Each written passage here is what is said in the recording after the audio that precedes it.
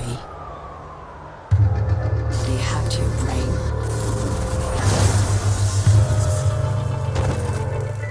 Here we are, puppy. Together. At the bottom. We will hunt them down until we get it all back.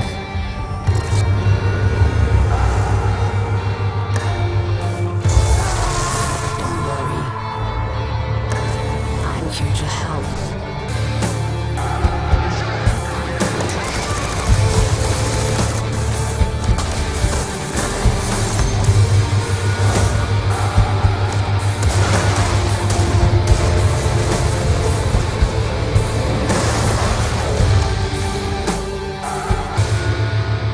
What's going on, everyone? Great Talon here, and today the prey is going to be a little indie game entitled Runer, which was published by Devolver Digital. So there are a few tolerable isometric-like shooters or games in general out there like this that tickle my fancy a bit. Runer is indeed a little bit one of them. With the fast-paced action shooting and melee system in place in a steampunk-like setting, we will see just how Runer nails high-octane, fast-paced, over-the-top top-down camera view, blatant, grotesque, pseudo-futuristic, tech-like murder while exploring its shortcomings as well. I played this game on the Xbox One via Game Pass, so here we go. So first up, we're discussing the graphics, performance, and the controls. So, Runer utilizes a Unreal 4 engine, and I must say it bodes well for them in the long run by utilizing that engine, minus a few hiccups here and there, which we will discuss in a bit. The 3D-like textures and character models appear smooth as well and developed, and there is a nice fresh shine and coat of paint and polish on most of the environments you're in, which usually are deep reds or grays to better showcase the types of underground areas you're in, with like steam vents, furnaces, and so on. The performance, while pretty functional most of the game, did have its fair share of stuttering in the frame rate department when I was playing on my Xbox One X, especially when there was numerous enemies on screen at once. There was like lag, half a second here or there, little hiccups sporadically throughout the game.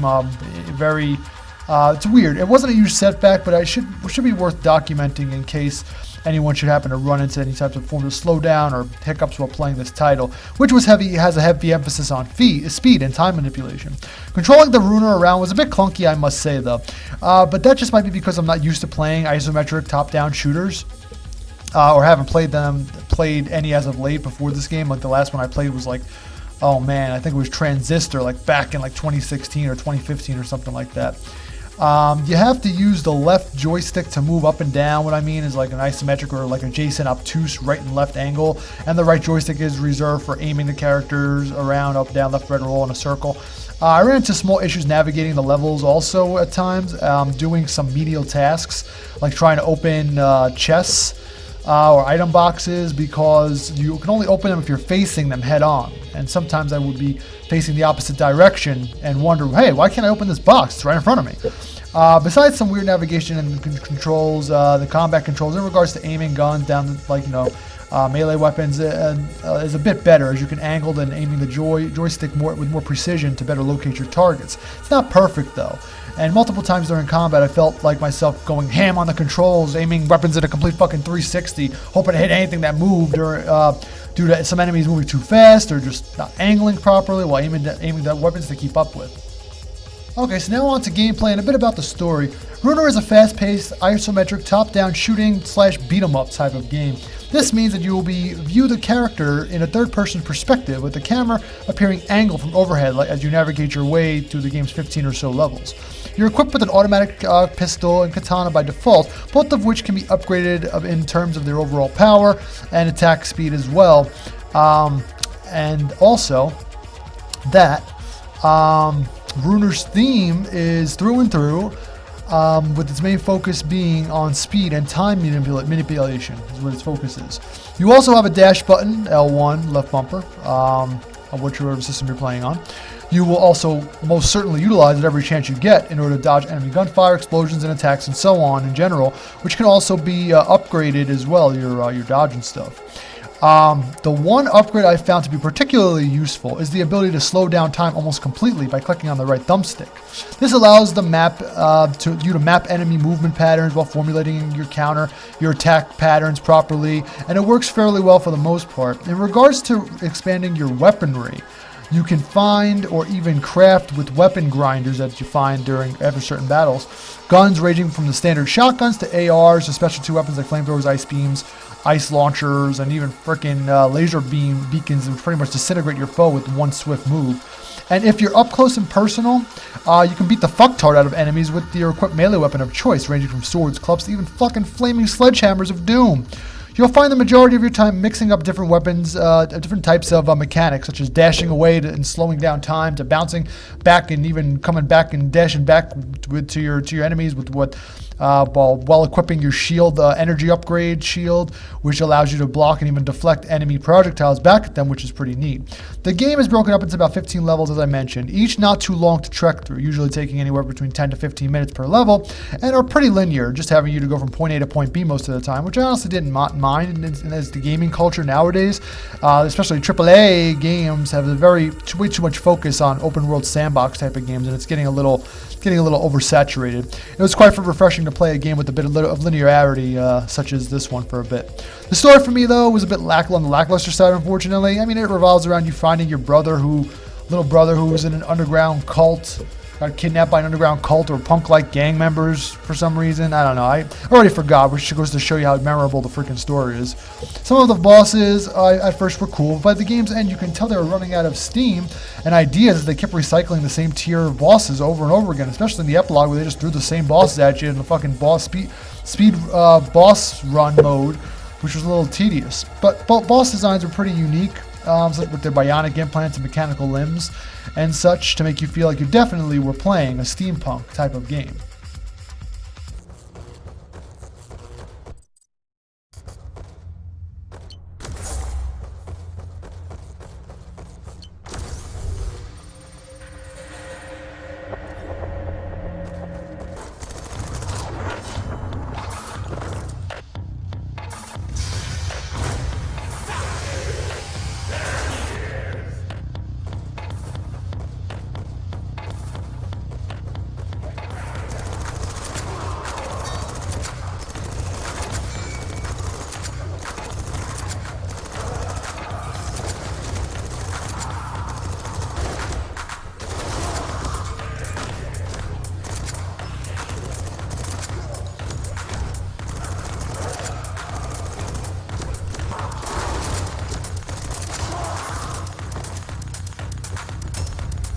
Now, I'll address the voice acting first here, or lack thereof, first off. There are some random audible dialogue to be heard, but they are very few and far in between, and just one-liners or one or two words here and there, mainly spoken by your handler, who's just simply called her. The sound effects, from what I could tell, were fairly decent and synced up accurately and effectively, even though I believe the output was only stereo sound, not surround.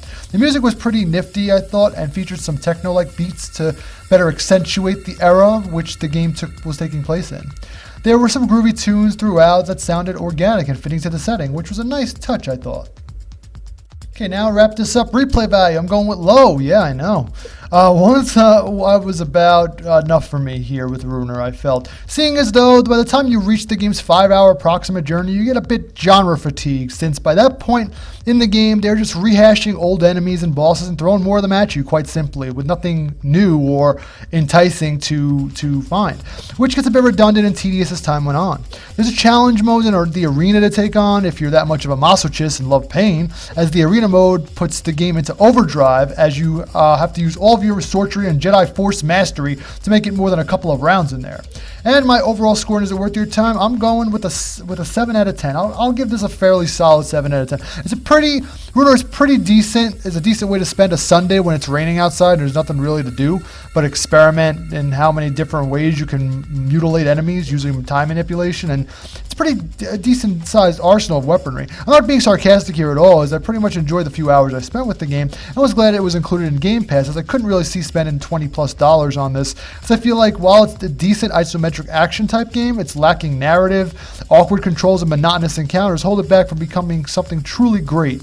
And I'll say this one is only worth your time if you're looking for a quick hit and quit type of game. So with that being said, that's my review of Ruiner. Let me know what you guys think in the comments below. Don't forget to hit that like and subscribe button, and I'll catch you guys on the next one. Thank you, as always, for stopping by. Have a great day.